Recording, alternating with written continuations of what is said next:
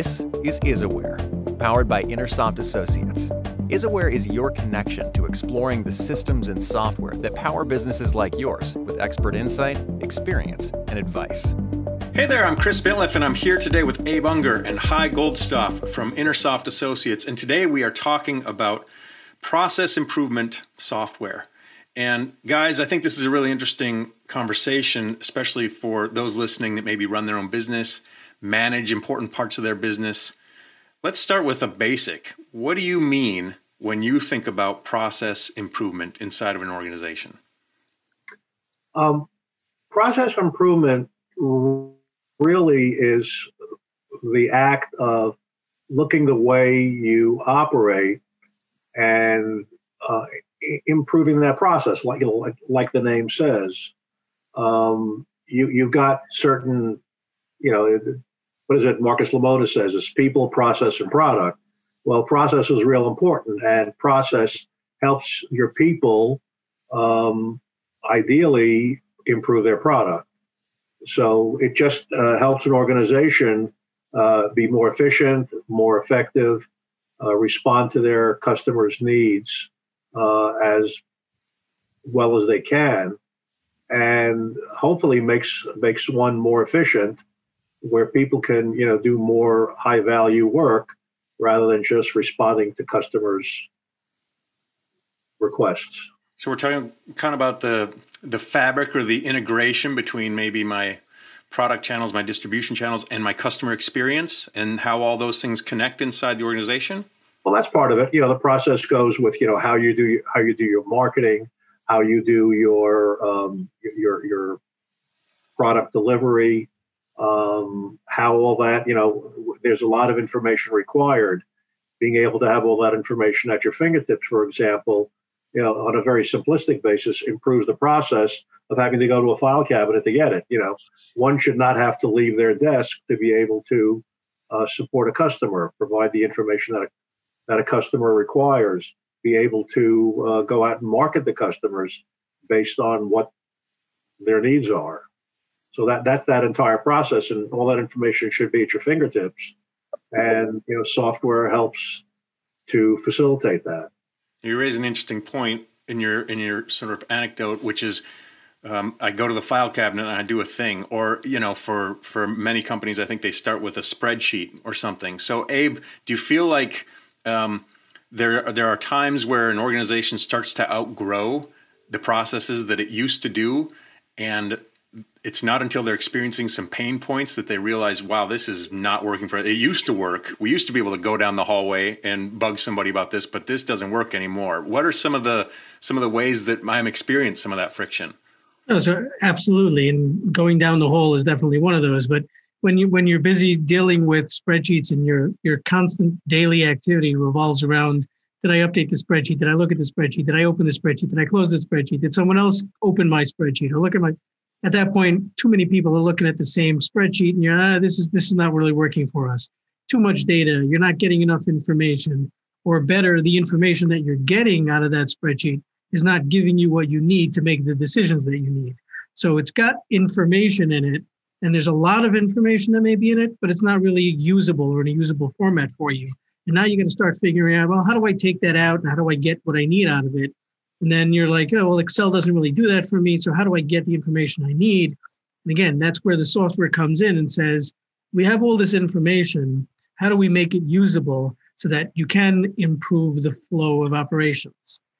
So where do you guys start when you're thinking about improvement from a processes perspective with software? Is it a conversation to better understand the organization, to better understand the different data points that are floating around? Is it prescriptive? Is it diagnostic? Tell me how that process goes. It's a little bit of both. It's looking at, well, first of all, one of the basic principles that we employ is that, people who use software, particular software that we develop, is they don't want to, the computer is not their job. Using the computer is not their job. The computer is a tool to help them do their job better. So we want to understand when we're brought in to look at a particular issue, or an opportunity to automate an area or re-automate an area is what are all the touch points? What are all the areas? What are all the collateral areas that are involved with that? Where are there opportunities to improve processes, to do things that are not really part of the envisioned engagement? A prime example is work we did for Pearson Education a number of years ago, where we were tasked with writing a system to manage with the acquisition of intellectual property. And these rights that Pearson obtained on behalf of the author had to be paid for. Well, that was not the primary focus of the application. It was making sure that we get the rights, that we communicate with the rights holder properly, we follow up properly, we get the right, and communicate that to all the editorial people in terms of what we've gotten, what we haven't gotten, to make sure that we can publish the book. We found that simply producing a check requisition was a horrible process. It was highly late, it was manually intensive, and they're putting in the same information over and over and over again in order to cut these, relatively small checks. But we had all that information in the system to begin with. So we simply produced a process that would automate the approval process, which is just a couple of signatures, but we did it, we automated that process, and it became less onerous. It took no time at all. The rights holder was paid within 7 days. And, by the time someone gets it, fills out a form, fills out all the information. It's a 3-page form.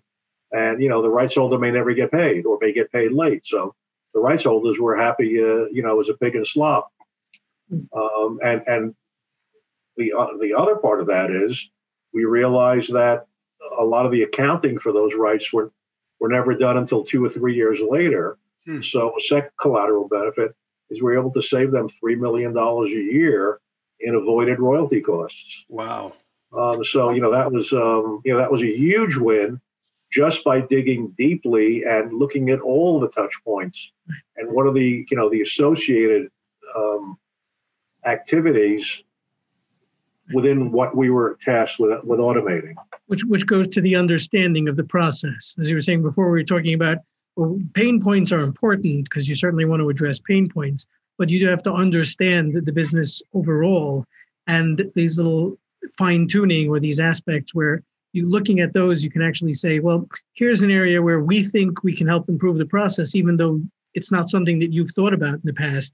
And sometimes that sort of ticks off a whole bunch of other ideas where you start thinking, oh yeah, we can do that. Now we can also do this and we can also do that. And, but that comes from really understanding the business and the process. And that's what's going to help you in terms of that implementation. And I think this is why the critical sort of expert lens that you guys at InterSoft bring into these situations is so important, because as you said, I don't make my living thinking about this stuff. I know that I'm experiencing something or that I wish the outcome was a little bit smoother, but once you guys get in there, you can uncover all these opportunities for savings, whether that's time or money, or man hours, manpower. You can uncover, well, if once these dominoes fall, look at all these other dominoes that start to fall, and probably it opens up new opportunities. I mean, it can truly change the way an organization functions holistically from the inside out, just in thinking better or differently about our processes. Do you agree? Do you see that? Absolutely. I couldn't have said it better myself. Tell me a little bit then, I'm not a person who understands all this stuff. I'm not a computer sort of centric person. I only know that I'm experiencing a few things and I'm not even sure what those are. I think sometimes that there's a sense in business where I take no action because I'm overwhelmed with what the action might be, or I think I need to know all the things I need to know in order to get some help. And I don't think necessarily that those things are true. So maybe you guys have a process that you walk organizations through. Tell me a little bit about that. What is it like as you start to investigate? Well, we certainly start a discovery process where we talk about, which we mentioned earlier, what the issue is, what the clients, what they want to automate, what they think, where they think automation will help, and we look at all of the collateral points as we discussed earlier. During that whole process, we then strategize on how to best implement something that are going to solve those problems and any other problems we uncover. And a lot of that is highly collaborative. The more we speak, the more we uncover different areas just by just general conversations, having an understanding of what software can do, how it can help an organization.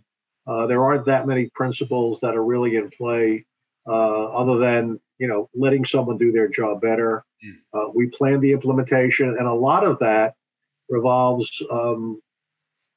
It's we kind of call it an agile methodology. It really isn't by today's definition, but we'll develop something, we'll show it to the client to make sure that our vision and their expectation are aligned. It allows us to do that, have that communication, and as we're looking at things, it's no longer abstract. They're looking at something real, and that fosters more conversation and more collaboration. And as we can, if we can provide a better solution through learning more, through having more information, we want to get that done as early as possible because there's a much greater benefit at no or little incremental cost. And we're doing this throughout the process. And even once the software is implemented, we then go back and constantly assess where it can work better, where there are other opportunities to help the organization achieve either greater revenue on the top line or improve the bottom line. So it's a constant process, and as long as there's a business case to help them, and Abe and his team does a really important job, in that area, in working with the clients during, in the support of the client and during the development. There's also a concept of a phased approach where there may be a lot of things going on and a lot of different fires to put out, and you don't necessarily have to put them all out at the same time. You start with the smaller pieces, build your way up, build that foundation, and then build on top of that. So sometimes people get overwhelmed with there's way too much to do and it's going to take forever. And you sort of do it in that methodology of you do smaller pieces at first. Hit the pain points, hit the critical items, look at those, see how we can develop the rest of it over a period of time where people can start getting used to the new system and getting up and running in the new system, and then continue out and expand on that functionality. And then ultimately get to that point of now everything is done. Now what else can we do? What else can we help with? What else can we make people more productive in? And how can we sort of predict what people are going to do to give them the information before they even ask for it? Do you feel and to kind of follow up on what Abe said is we had a client who had a system in place which just wasn't doing a lot of what they needed, and part of that system was an impediment to scaling on their part. And they came to us with a whole wish list of items they wanted to accomplish. And it's kind of like trying to get your arm around a big sequoia. You're never going to do that, easily. So we came up with a plan that would have a number of different phase-ins where each one would build upon the previous deliverable. We can have a win early. We can get the buy-in of all the people that are using it to see, wow, this is great. And then, and have even more excitement about what can be done in the future. And that not only brings management in, it brings the people who are doing the work, the people who are in the trenches, it gets their buy-in, which is really, really important for a successful software implementation. Do you feel like, we talked about some of the symptoms I might be experiencing, but do you have guidance? And every organization is different, but if my company is a certain age or has scaled a certain way or has undergone certain sort of change or transformation, do you have some general guidance for, look, you might want to review your processes if it's been 5 years, if you've grown, 20%, something where I can start to think, because I might not even know that I'm suffering. I might just be so used to the suffering that I'm not even aware that it's happening. Do you have some guidance that says, you know what, you might want to have an expert look at this if it's been a certain amount of time or some sort of performance? Well, first of all, good enough is never good enough. That's a great point. And that's what they're living with. And people tend to find ways they want, the staff, the employees want to get the job done, and they'll find ways to, get around the limitations. And it's just a matter of looking at it and just revisiting what you're doing. It may be as simple as your infrastructure, the hardware you're using is just not big enough. And you have to find a way to, just get something that's bigger and faster. If the business has changed dramatically in terms of the number of clients you're supporting, how do you scale that with minimal increase to clients? We have one client. We've been doing work for them for almost 15 years. They've grown by a factor of 10. They've had 10 times more clients today than they did 15 years ago. And they've only added about 20% more employees. So we were able to take their processes, which were, highly, and we keep on revisiting it. They've been our client for 15 years. We're kind of the Hotel California of software companies. And they just, and we look at areas and we constantly go back and we constantly make them more efficient, really help improve the top line, and their margins are terrific. This constant iteration, sort of constant attention and always looking at it. And I think that's, again, the value that experts like you guys have when you're able to see this from a unique perspective or from 30 degrees differently from somebody else, or not in the midst of it all, so that you can have this outsider's perspective that says, you know what, we've got some ways we can address these things. We have Abe Ungar and Goldstoff with us today from InterSoft Associates. Guys, it was a great conversation, just kind of starting to think about, I think, this idea of process improvement. There's a lot we can uncover, I think, as we keep having conversations about this, really maybe around some of these specific things that I should be looking for, symptoms I might be experiencing. I think there's a lot that we've only scratched the surface on. I can't wait to have another conversation again next time. Great. Look forward to it. Thanks, guys. Thank you. Thanks for joining us for IsAware, and a special thanks to our subscribers. Consider becoming one today. IsAware is powered by InterSoft Associates, who believes the more you know about your IT, the better. Visit us at InterSoftAssociates.com and schedule your free consultation to talk about how custom software can help your business.